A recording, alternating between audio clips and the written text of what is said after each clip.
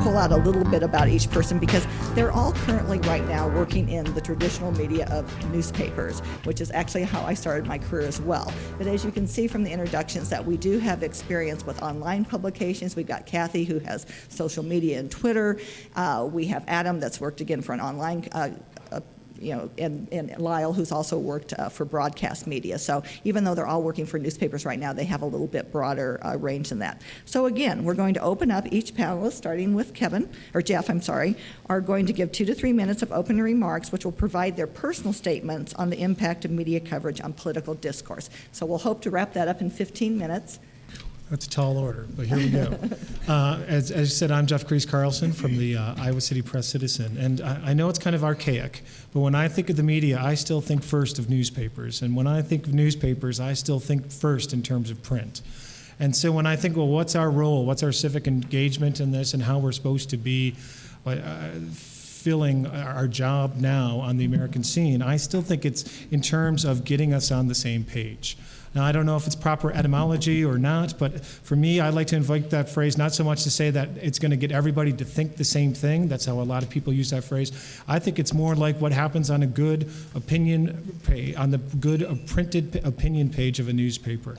How you get a lot of contrasting and divergent opinions side by side in letters and in columns, how they sometimes intersect into each other, how they sometimes almost burn right next to each other on the page, and how they become microcosms of the community in which that they're in. Now, I work very hard to get a variety of perspectives on my opinion page, especially perspectives that are very different than what our staff editorial is going to be. I take it a little personally when people suggest that we're trying to be unfair or trying to stifle other debate, because it doesn't make any sense to me why we would want to do that, because the page is much better when we have the widest variety of viewpoints as we can have. And I think that no matter if we're going online, if we're going in print, if we're going to a nonprofit model, if we're for-profit, if we're independently owned newspapers or corporate journalism, the goal is still the same, to get us on the same page. Even as we are moving away from newspapers and into information centers or other kind of bloodless buzzwords, the Society for Professional Journalists still holds that our number one responsibility is to seek the truth and to report it, and to give the widest variety of and to express the widest variety of human diversity as we can. And in doing that, we want to write something that people won't put down. We don't want to just write a bunch of facts and figures.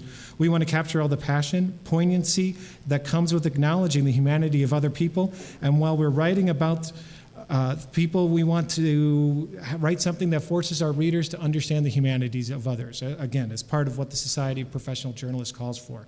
And at times, if we're going to view our subjects or the people we're writing about as human beings, that means we can't be afraid to pull them off their pedestals if necessary. And if we're going to view them as human beings, it means that we have to sometimes tell them when they're wrong, when they're short-sighted, and when they're denying the humanity of other people. So we have to be out there calling people when we think what they're saying is wrong. Civility in this scene doesn't mean just mere politeness. It means being able to express the full idea and the full arguments of what you want to say. And it means primarily to be a good citizen and to hold people accountable for what they say. As journalists, we sometimes, if we're trying to be both purveyors of scandal and civility, we sometimes cross the lines and we have to own up to that. But other times, if our passion is for, and I'm going to quote Michael Gartner here, if we have the passion for truth, for justice, for freedom, for fairness, for equality, then that's when the passion that we're expressing is pushing us in the right direction. And that's when, especially when everyone's disagreeing, we can work hard to get everybody on the same page. I think that was more than 3 minutes. Sorry. I don't know if you remember, there's a board game that came out a few years ago called Fact or Crap. And the idea was to hear a statement and you'd hold up a little card that says fact or crap. Well, as a journalist, it used to be that my role was sort of a purveyor, a gatekeeper, as you will. When I was looking at press releases from candidates, which normally would come off the fax machine back in those days, I would look at it and decide for myself whether that press release was fact or crap. And if it was crap, it would go into the round file, and no one would ever see it. That was the gatekeeper role. Now I can look at it, and it can be full of lies, innuendos, libel, whatever. And you guys have all seen it already because it's on the internet, it's been emailed to you, it's been tweeted, it's on the candidate's website, et cetera, et cetera. And so instead of me saying, oh, this is crap and throwing it in the round file, instead my role as a journalist should be to say, okay, now I'm going to put up my own blog, and hopefully I've built up some sort of reputation so that it's a credible blog, so that I can tell you, this is innuendo, this is unfair, this is untrue, here's why you should conclude that this is crap.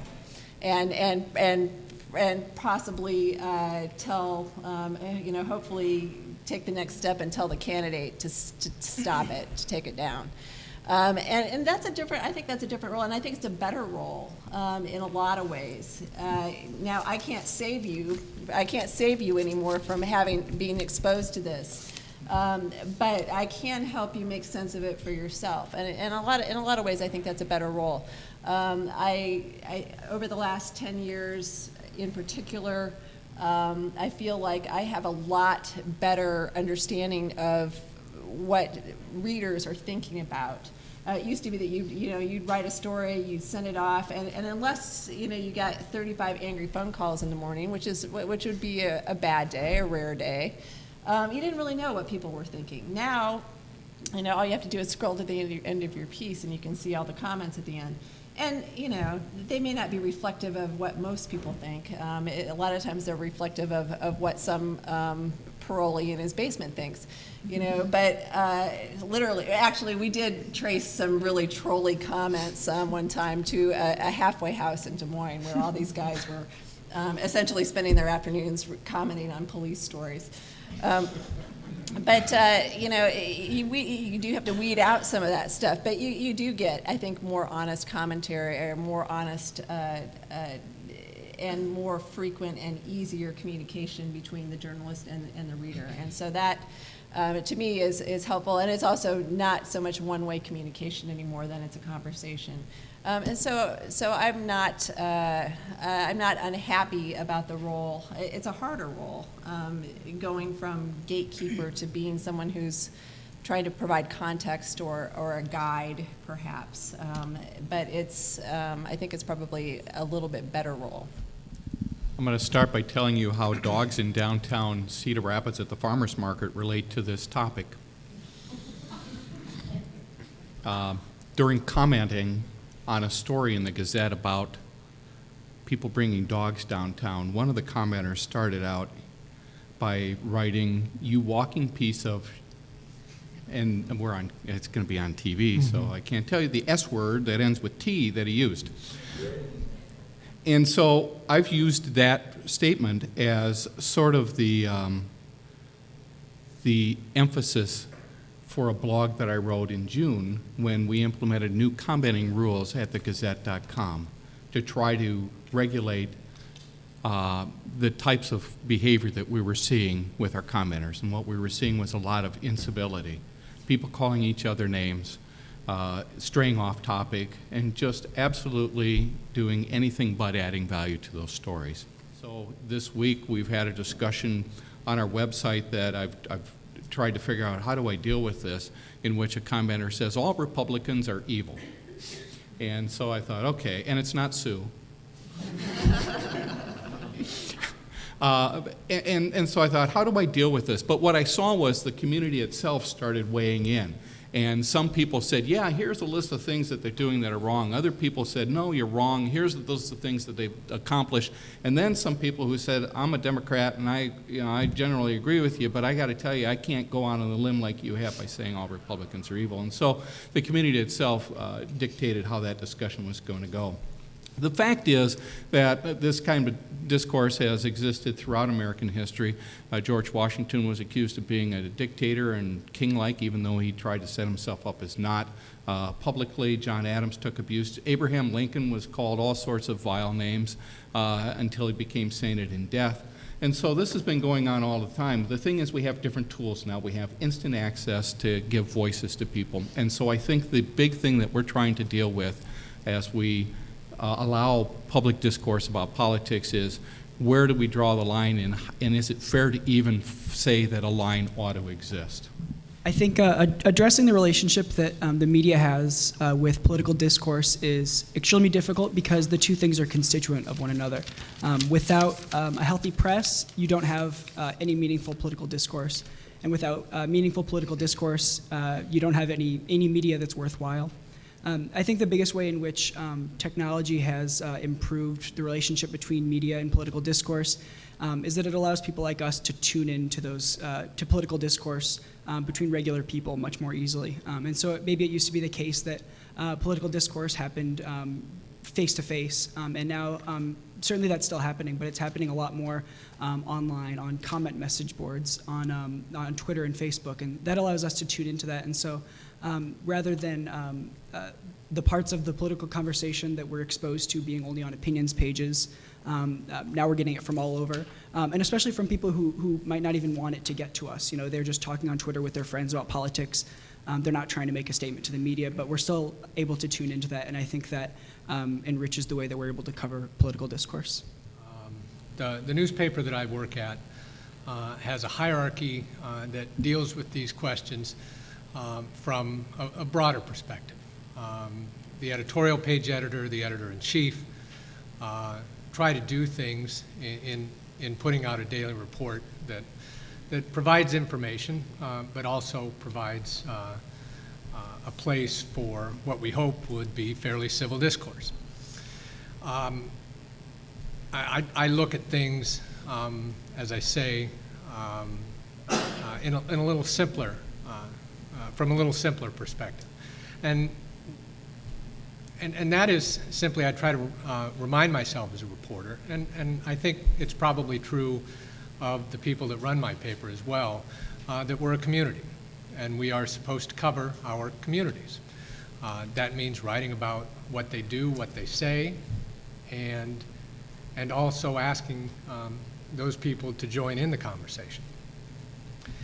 It's obviously not always pretty, but as a reporter, I believe I can contribute to a more civil discourse by modeling behavior. It's a phrase that our editorial page editor uses every time he writes endorsement opinions. He'll say, we're not telling people how they should vote, we're telling them what we think, and we're trying to model a behavior of how to research issues and how to make smart decisions. And I think that from my own perspective, I think reporters serve themselves well when they try to do the same in researching and writing their stories, all the while keeping in mind that they're part of the community. I started out my career as a political reporter for a newspaper in Nebraska, and then later on went to school, and then now do most of my research on media coverage, primarily male versus female candidates, but also some other issues. But a lot of the things that we find in our research on political campaigns and media coverage of politics and political discourse is that traditional media devotes increasingly amounts of coverage to the horse race aspects of the campaign. And by that I mean who's ahead in the polls, the scandals, the political gaffes, campaign strategies, and less time to an emphasis of coverage on political issues, ideas, and policy. And then as part of that argument, it's been argued by researchers, again, who study this, that the emphasis on these horse race aspects of the campaign has a negative impact overall on political knowledge and political discourse. So I'd like, beginning with Ed, and we'll go to reverse order, do you agree that the traditional media, from your perspective, devotes too much coverage to the horse race aspects of the campaign? Kind of why or why not, and what the impact you believe traditional media coverage has on political discourse? So, Ed? I think there is too much horse race journalism, but I think one of the reasons for that is there's so much more media. I'm not sure that traditional media is doing it any more than they have before. My preference is is to write and to read stories about policy. But I confess, I've certainly written my share about the horse race. And I think it's important, too, particularly in a primary setting, where one of the things, say with the caucuses, that people have to consider is whether they're nominating an electable candidate. That in itself is a horse race question. So I don't think that you can get away with it, away from it. I do think we probably do too much of it. But I also see that traditional media, as well as other non-traditional media, are doing a lot more reporting and writing about issues, fact-checking. I think there is a ton of information out there about politics that goes beyond the horse race. And if people want to find it, they certainly can find it. Our challenge as traditional media is making what we produce the place where they want to find it.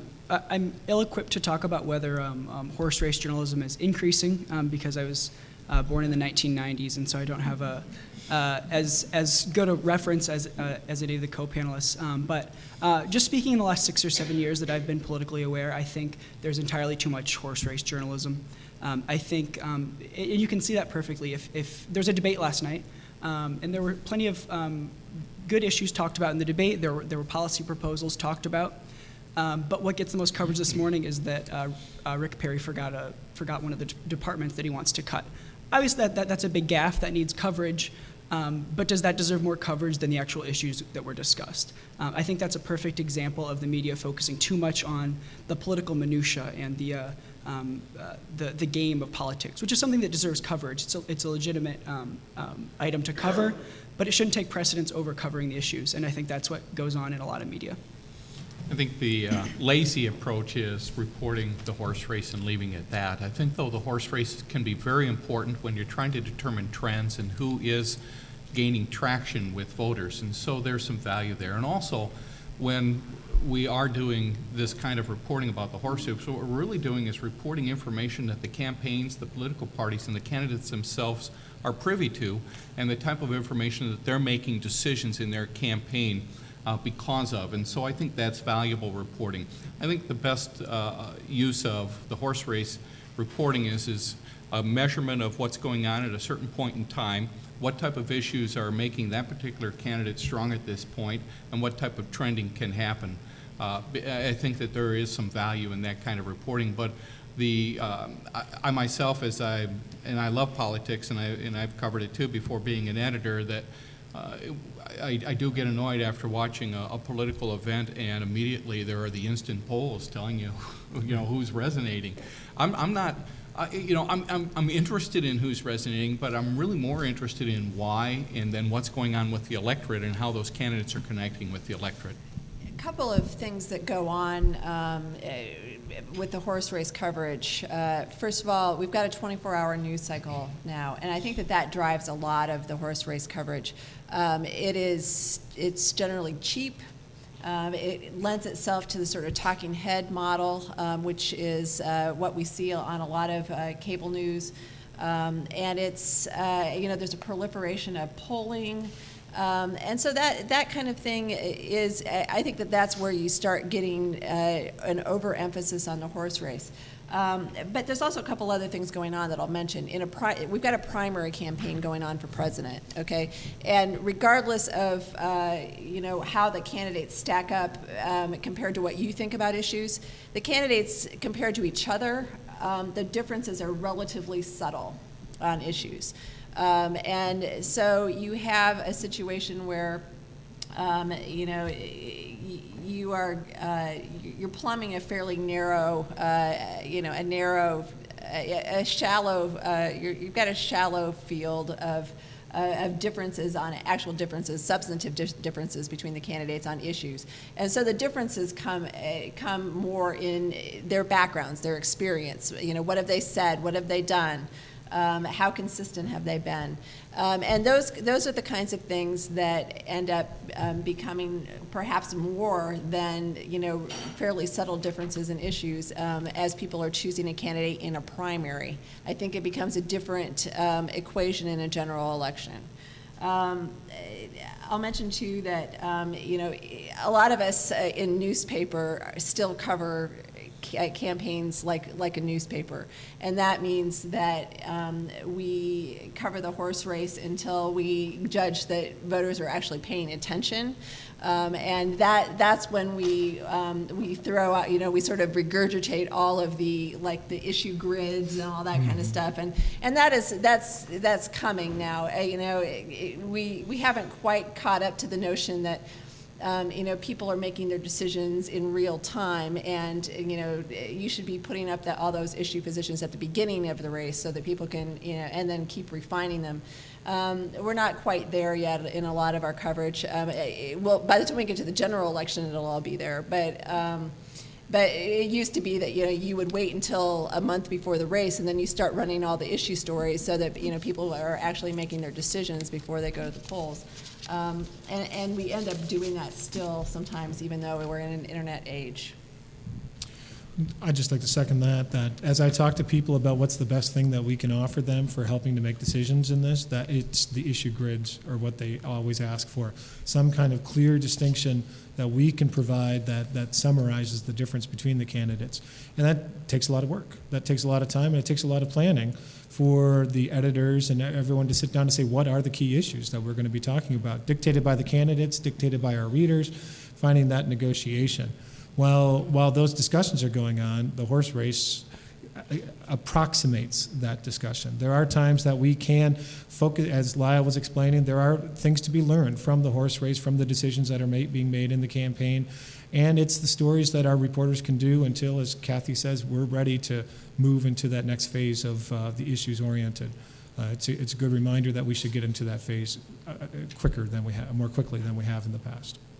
There's a lot of information out there, and to be clear, I think actually newspapers and news magazines, research again shows, do the best job of actually covering issues with the issue grids and the issue comparisons. But another thing that was said here, I think by Lyle, is that all that information is out there. Sometimes what you have to encourage, and some panelists in this conference have, is that you have to, as a consumer of news information, you have to do a little digging and not just open up one newspaper every day, not just go to one television show in the morning, that you really have to be an active consumer of political information to have that kind of process. So it's not just on the media. I want to leave with that. It's not just the media feeding it to you, it's you being able to be an active consumer. My next question has to do actually with a panel that some of us sat in on yesterday, and it was a panel on social media and political discourse. It was stated as part of this panel that the new media, including Facebook, Twitter, and blogs, had improved political discourse by broadening access to the discussion beyond what they called the gatekeepers of traditional media. One of the things I'd like to ask you about is that are there ways, and some of you have mentioned some ways, and most of these newspapers, by the way, have ways to blog and comment on stories, but do you think there's other ways in which traditional media can increase the diversity of coverage to enhance political discourse? Things that either your newspaper is doing, or you could even see other structural things within your newspaper that could increase the diversity of coverage. And this time we're going to start with Lyle, work this way, and then end up with Adam. We actually had an exercise where, with the television station KCRG, which is owned by the same company that owns the Gazette, we had an exercise where we tried to figure out a new way of covering the city council. And what we came up with was a whole bunch of ideas that I thought were good ideas. And one of them was to dedicate a reporter to simply covering these elections. And instead of just going out interviewing candidates, interviewing people, and then putting stories in the newspaper or on the website, actually get involved with a network of people, online, even in person if necessary, and network with these folks with social media about issues that they were interested in, and then try to connect the dots with the types of things candidates were saying. And so that was a pretty progressive way of doing things. And what we found out the minute we tried doing that was how time intensive it was, and our insatiable appetite for all these other things we wanted the reporter to do. And so the whole idea collapsed. But it's still worth exploring. And so I've kept my notes, and I've talked with our managing editor, Annette Schulte, about it as well, that this is worthwhile. It's a new way of trying to do things. The fact is, people are learning their information from all sorts of different sources. We did a live chat during the Iowa Senate 18 races I was mentioning, and we had a number of people who were in there actually tweeting about us, what was being said in that live chat, also putting tweeted information in there. Iowa Independent was in there doing updates on the election. Another media, on our media, and they were a participant. It's a new world out there, and we were glad to have them. And so there are all sorts of different ways to spread this information. And by the way, in that live chat, we had people from both political parties, Brent Olson, a Republican supervisor from Marion, John Hedgecoth, who's done consulting for Democrats. They were in there, and they were giving perspective that really enriched that story. A couple of things about social media. One, it can really enhance your reporting of candidates in ways that perhaps 5 years ago we wouldn't have even thought of. It's easier than ever to find people who are close to the candidates, use social media for source building. I think that when it comes to presidential politics, that in the 2008 cycle, it was widely seen that Barack Obama basically was the king of social media, and that Republicans could only hope to catch up with what he was doing on Facebook and Twitter. In 2010, the Republicans had caught up, but now they're looking at what is Barack Obama going to be doing in 2012, and in fact, what they believe he will be doing, and what they're hoping to catch up on is tying activity on social media then to action, tying it to donors. Tying people who go to the Facebook to get their email addresses, which then you can tie to donor pitches, and then their activity on donors. Suddenly you have a very big universe of information on the voters, and that is something that you can bet that the Republican candidates are looking at, figuring out how to harness. I think Tim Pawlenty probably came the closest, but he couldn't sustain his operation, and now the guy who was doing his data is perhaps going to end up with somebody else. But so it's a fascinating thing. It can be very technical, and as a reporter, it's a very rich field. And so that you not only just what are voters saying about candidates, and there's lots of ways now that you can aggregate. I've heard people say that Twitter traffic is actually going to be maybe more important than polling someday. I don't know if I could take it to that extent, but because you still have to talk to people who are not on Twitter, but I do think there's just a lot of really fascinating things that it opens up as far as political reporting is concerned. As we're always using new media, trying to make the most out of our Facebook sites, trying to connect others, trying to help our employees learn where their professional presence and their personal presence blend as everybody's trying to use their own social media for that way. It does open up a number of options to hear people's own perspectives on the candidates. At the Press Citizen, we are always trying to focus more people on the online. We, of course, changing our comments options, trying to make that more accessible, trying to make that more open, as well as trying to use as many formats as we can. Most recently, we had a debate locally about some of our downtown business owners, and near downtown business owners wanted to have the City Council pass a self-sustained municipal improvement district. And one of the things that we were able to do is pull all the information from the petition and do a map of which property owners had signed on, which had not, and it tells a very different story than just the words itself to be able to express. If we can find those kind of creative ways, whether it's visual, whether it's online, it's always just the good journalism that's been done before, and always good journalists trying to find new ways to tell the story in a way that compels people to pay attention. There was a time when I probably would have said that question's not my problem. I'm just a reporter. I go out and write stories, and that if the newspaper wants to bring more diverse opinions into the newspaper, that's something my editor and the management should worry about. That's not the case anymore. I think that individual reporters and journalists are almost being asked, and probably would be wise, to assume the role of journalism entrepreneur.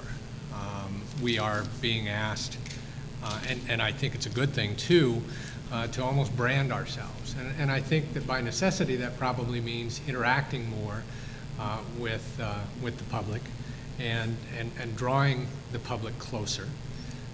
And not only reporting on what they're saying and what they're doing, but making them a part of the process. That's very difficult to do, but I think it's becoming an imperative as social media becomes more the avenue that through which people get their news. And I'm almost 50 years old. I've been in this business for 25 years and still struggle with the idea of how to do that. But it is necessary both as an organization, as an industry, and I think as individuals that we've got to learn how to do that. I worked for an online news organization. When I worked for Lyle last semester, 75% of the things that I wrote never made it to print. They were only online. I'm always on Twitter and Facebook. But even with my background in all of those things, I don't think the next, what's hot right now, whether it's Twitter or, whatever service is hot right now, however we're making it easy for people to reach out to us, matters that much. I think if you want to stir political discourse, you report new facts that are interesting, and people will talk. Whether they're talking on Twitter or Facebook or Tumblr, wherever they're talking, they're going to talk. And so, in my newsroom, I leave it to the web people to come up with how are people going to interact with us, what website, what service are we going to use. I participate in those conversations, but my main priority is making sure that there are new and interesting things for people to talk about, because that stirs political discourse. But I also want to touch on what Ed had to say. I think because we're all on Twitter, we're all on Facebook, there are comments, our email addresses are all over. It's incumbent on us to be incredibly transparent and incredibly accessible, and I think Iowa journalists have done a good job of that. I think it's so easy for readers to reach out to us and say, I liked what you did here, I don't like what you did there. And I think we need to take all of that advice seriously and make sure that what we're doing not necessarily reflects how the majority of people would have it done, but that we're at least taking that input in when we're making editorial decisions.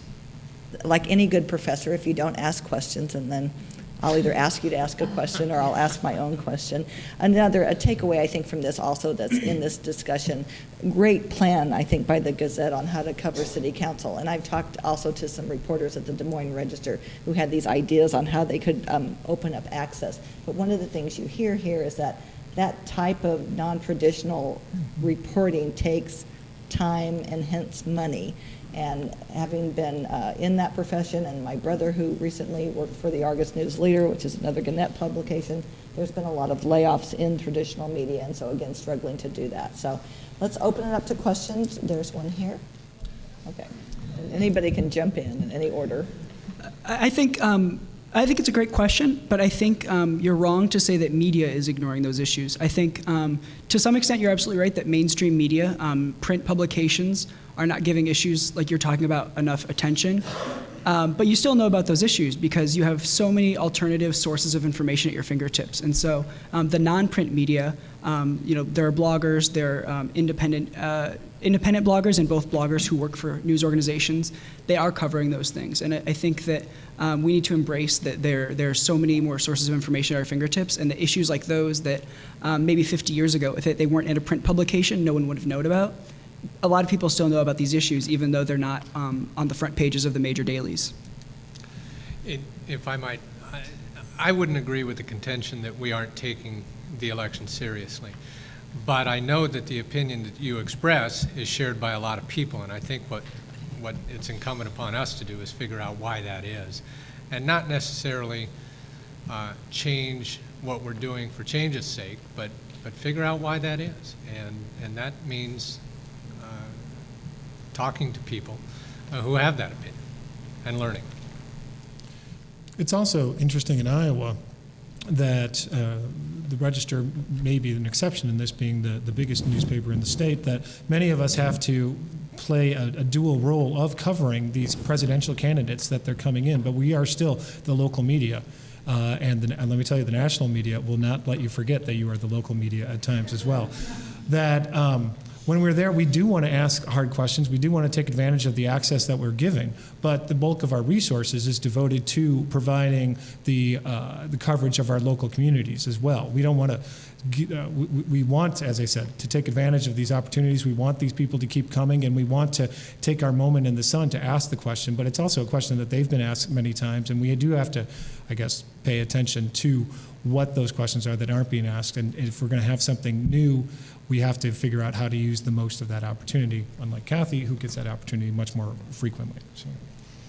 With the amount of resources and column inches that we're devoting in the Des Moines Register to this presidential race, I don't know that anybody at the Register would agree that we're not taking it seriously, because sometimes it feels like that's all we do.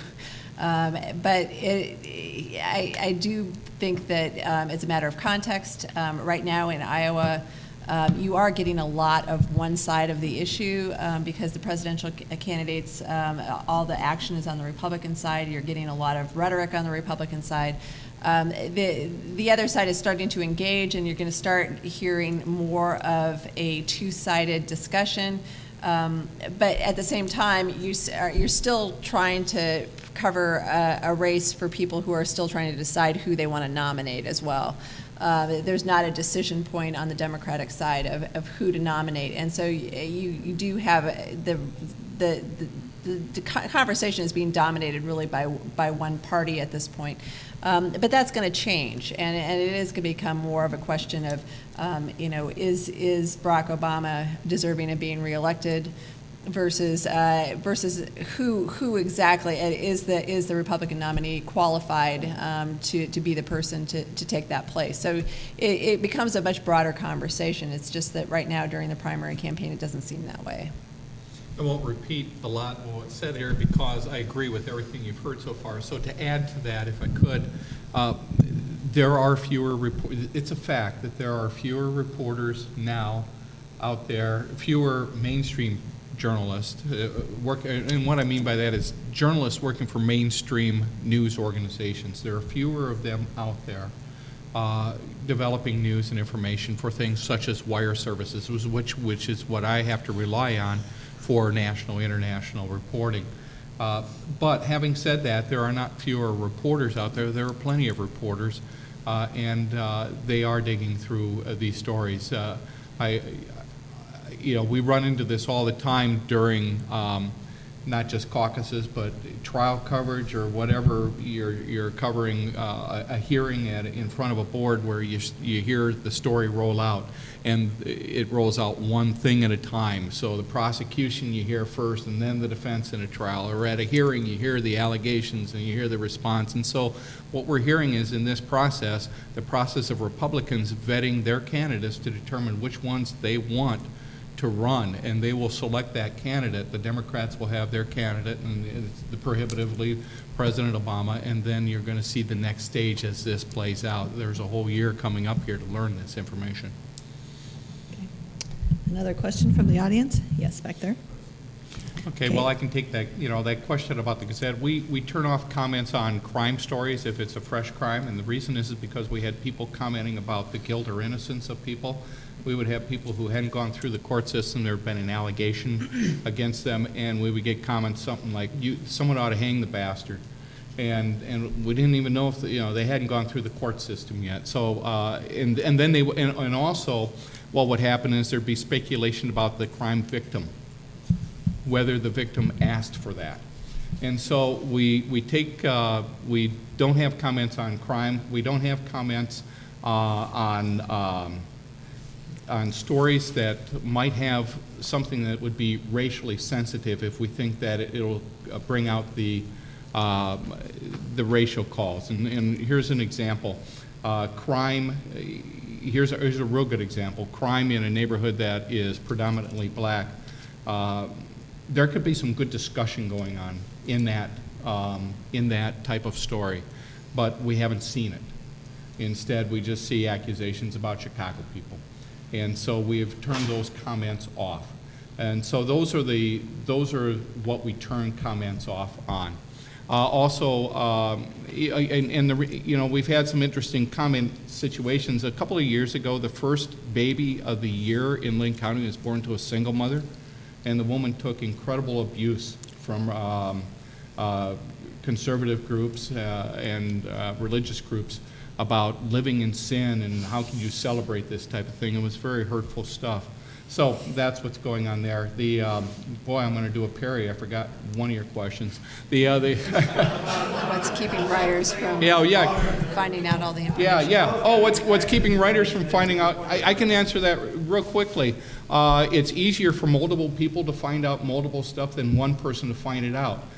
You find out stuff. You can only find out stuff one thing at a time. And so the interesting thing is, what we think is the paradigm that will work with social media is let's put out what we know and let's have everyone else fill in the story. And our experience is people are saying, how come you don't know the rest of the story? And the reason is we just learned this. We don't know everything all at once, people, but you do know bits and pieces of it. And so instead of saying, hey, here's what I know, we get criticized for not knowing it. Well, you learn things one piece at a time. So what's happening online is you're watching the sausage get made. That's how we learn stuff. So. I would just add to that the process of news gathering, ultimately it ends at a deadline, usually for print, and sometimes it ends earlier than that because the reporter has to write 5 different stories. They're maybe not focusing on that one story all day long. And the other thing is that a lot of times reporters do not have the freedom to put everything they know about a story into their report because even though the internet is infinite, we're putting most of this stuff in the newspaper at some point, and so there are length deadlines as well, or length limits as well. But also I agree with what Lyle says. The other part of it is sometimes there's just, the reporter didn't ask that next question. They didn't find the right person. They should have. They missed. There's a public report out there that somebody else knows about that they didn't see, and that's why the reporting should not stop when a story's been in the newspaper. We encourage our reporters to look at the comments. What are people contributing about this topic, and if there's something else that we need to follow up on, we ought to be doing that and paying attention to what people are saying to our story, just as we would if a story appeared in the paper and then somebody called us up the next day and said, well, what about this? We take that as a news tip for a follow-up. And it should be that way with anything that's contributed online as well. Okay. If I can just add one quick thing. As a reporter, the idea that somebody's going to, 5 minutes after my story hits online, come up with a relevant fact that I miss makes me cringe. I don't want that to happen to me, but I recognize the limitations that Kathie and Lyle spoke about. And I think that as reporters, we need to realize that what we do is an ongoing dialogue and discussion. And I think maybe readers need to understand those limitations as well.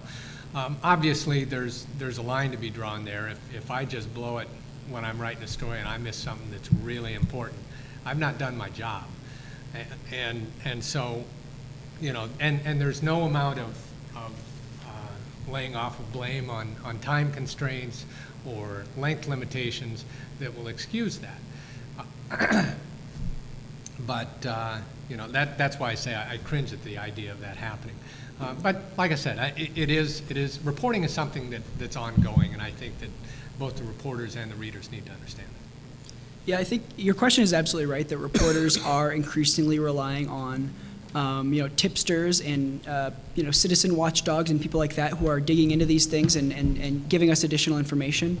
But I think that, and a lot of people are aware of that, and I think that there's a sense of resentment among people who are aware of that. They have the idea that you're a professional journalist, I shouldn't have to do this research for you, you should have known this.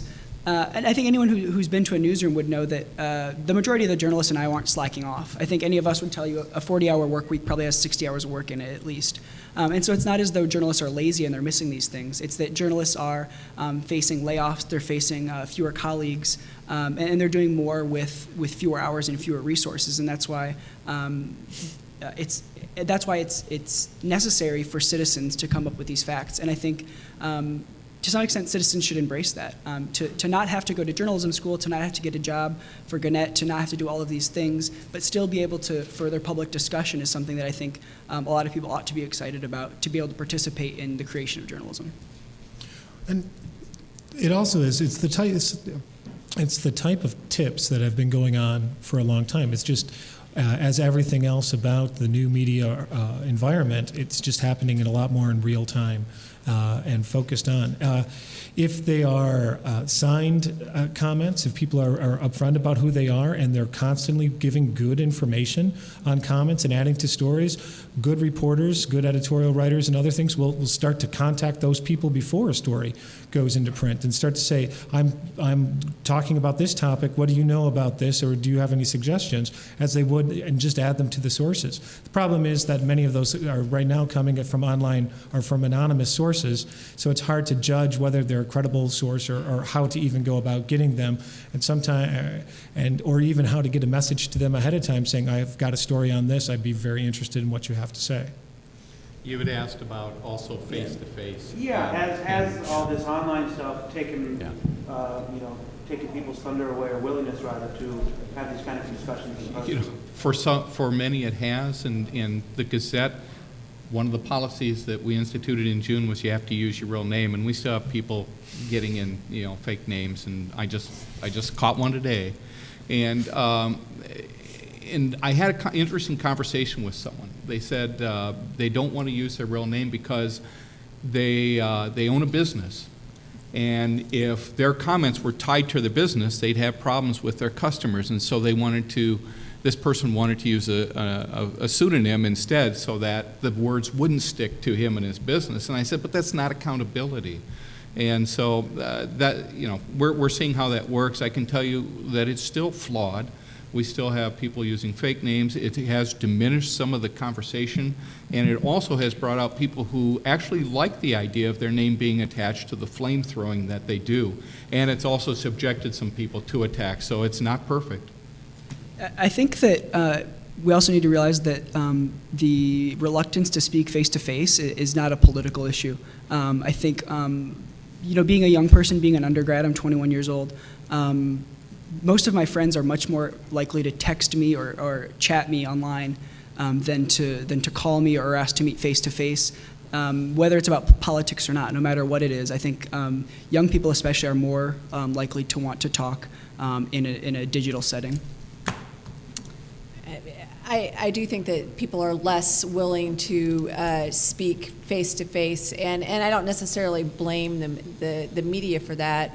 It's also I think a function of the fact that our discourse can be a lot less civil, and people are afraid to engage in something that might end up being sort of a hostile confrontation. What people don't realize is that face-to-face discourse almost always ends up being more civil, not less. And when you end up talking to people face-to-face and you can see their body language, suddenly they may not be quite so threatening, or something that they're saying has the context so it doesn't seem quite so offensive.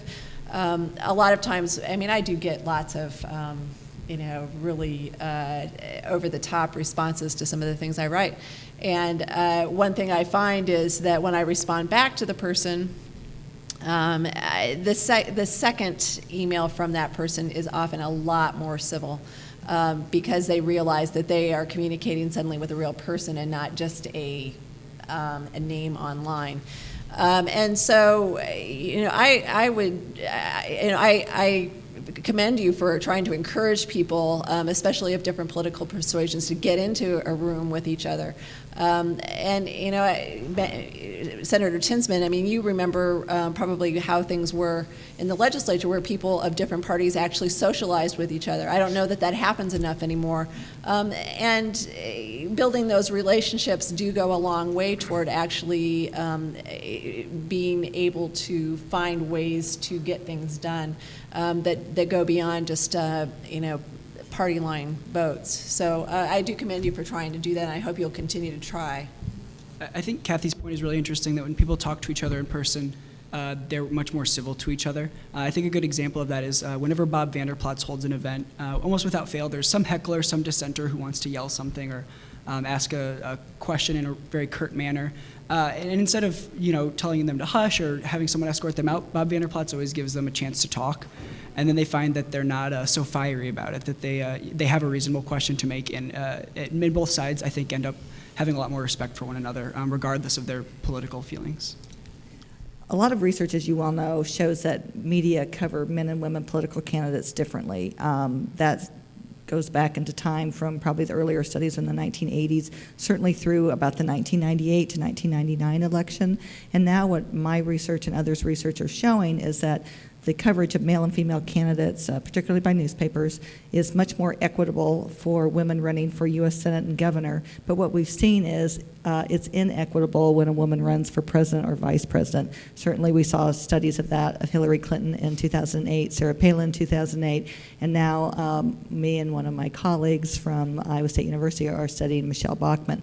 I will say, because one of the questions I always get is that, of course, when Michelle Bachmann or Sarah Palin or Hillary Clinton makes a campaign gaffe, that should be covered. So what we try to do in our research is that we have what we consider substantive negative coverage and personal negative coverage. And what we found with Clinton, Palin, and I don't know what we'll find with Bachmann, is that they were covered more in terms, much more than their male opponents in personal negative coverage. I think someone gave an example today with Sarah Palin, people even wondering why she should be a presidential candidate, or vice presidential candidate, when she had 5 children, including special needs children, questioning their motherhood and things like that. There's been stories on Michelle Bachmann's eyelashes in a number of cases. But so the substantive coverage and then the personal coverage is also very negative. What we also found with Hillary Clinton is that she was covered much more in terms of her image than issues. So my question, after stating all that, what the research shows, is that in your news organizations, do you make any kind of when you have a female candidate running against men, do you have any kind of sensitivity to that in your coverage so that you try to watch out for kind of those gender traps that basically are covering women in terms of image and men more in terms of issues? I think you're absolutely right that the media treats women unfairly, and I think evidence of that is that when news broke that Michelle Bachmann gets migraines occasionally, it was a big story. ABC really blew it up. A lot of news organizations covered it. And there have been hardly any stories about the fact that Ron Paul is super old. That could he survive until the end of his first term? That's a serious question. And few in the media are asking that, but everyone is really excited about Michelle Bachmann's migraines, and they made a big story out of that. And so you're absolutely right that women are covered unfairly. We try to stay away from those issues altogether. The national media is going to take care of, if there are health issues, serious health issues that would prevent a president from operating, the national media is going to pick up on those. And so we try to stay away from those personal things altogether and just cover their proposals and what their proposals would do. And so that's kind of our safety from providing any sexist coverage. I don't know that we have necessarily any guidelines, but I will say that for every one story about Michelle Bachmann's eyelashes, there have been 50 stories about Mitt Romney's hair, So, I don't think it's necessarily, neither of these things are particularly substantive, right? But they do a lot of times go to how voters perceive a candidate. And when you're talking about retail politics, you're talking about candidates being able to make personal connections with voters, and things like Mitt Romney being, too slick and having perfect hair. That was something that voters responded to 4 years ago. And now, 4 years later, when Mitt Romney comes to Iowa, what does he wear? He wears blue jeans and no tie, and he, it's a clear, these, I think that these are things that are legitimate things to comment on in a news story, because it goes toward how a candidate is presenting themselves in a personal way to voters. Now, Michelle Bachmann's migraines versus Ron Paul being very old. I think that the bias there was toward Ron Paul because people perceived him as perhaps not being a serious candidate. He should be offended that there's not more stories about how he's really old, you know. And so you know, and I do think that, you know, along that same level, Herman Cain, there were a lot of news stories about him talking about his past experience with cancer on the campaign trail, and if he manages to continue despite other negative coverage of personal issues in his life, if he continues at the top of the polls, I suspect that there will be more discussion about, you know, the importance of his vice presidential choice, the relative importance, because he's a cancer survivor. We don't have any guidelines in I don't, you know, we don't really talk about it. I see things on the national level that make me cringe, but we try to do our best to cover fairly just on issues and ability to connect for all female high office holders in Iowa up to the lieutenant governor's office. Go ahead. Well, I was just going to say, our paper is much like Lyle's, and I think that we don't have guidelines, but by the very nature of a limited number of reporters,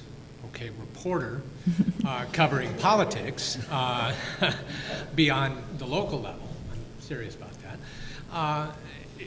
You know, I spend my time trying to write about more substantive things rather than the things that you're talking about.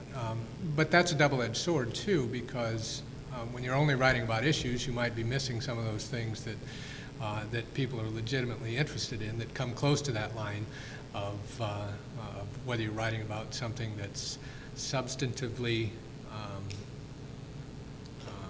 fluff or non-substantively fluff.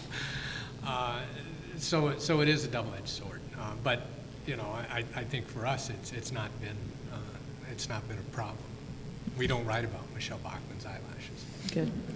We, since we are at the University of Iowa, there's lots of analysis of our news coverage, and some people have pointed out tropes and other things that they would consider questionable.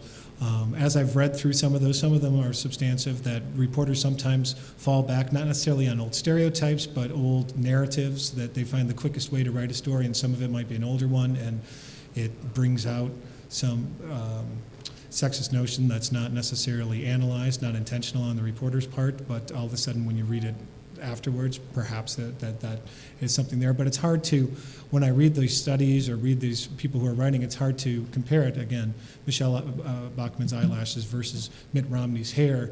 Every time that you focus on these things, it's not necessarily gendered specific as much as our politics are very externally oriented, and we talk about all of these things.